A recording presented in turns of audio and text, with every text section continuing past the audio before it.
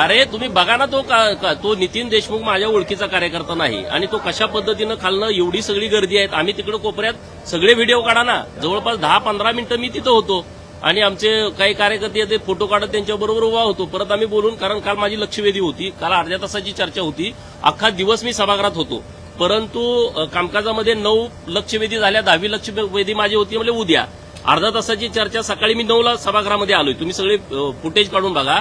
आणि अर्ध्या तासाची चर्चा झाली नाही, कारण आमचे मंत्री महोदय तिथे उपस्थित नव्हते. त्यामुळे मी अर्ध्या तासाची चर्चा आणि लक्षवेधी होणार नाही म्हटल्यावर मी निघालो होतो. तो प्रसंग इथं काढला, तुम्ही बघितलं ती सगळी परिस्थिती. त्याच्यावरती मला अजिबात काही बोलायचं नाही. त्यामुळं ज्या पद्धतीनं आमच्या कार्यकर्त्यावरती गुन्हा दाखल झालेला आहे, आम्ही त्याचा आदर करतो आणि न्यायालयामध्ये आम्ही आमची बाजू मांडू. सर, तुम्ही कबूल केलं की काल तुम्ही तिथे उभा होता, तुम्ही तुमच्या कार्यकर्त्याला अडवू शकला असता, पण तुम्ही तिथे का गेला नाही कार्यकर्त्याला अडवायला? ठीक आहे, नंतर या सगळ्या विषयावर बोलू. तुम्ही तिथे बघायला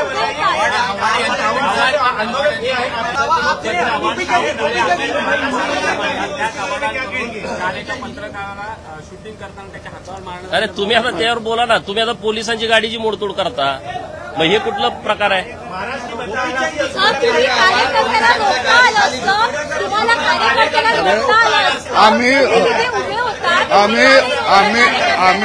आम्ही लोकशाही मानणारे आहोत, मारपीट करणारे नाही.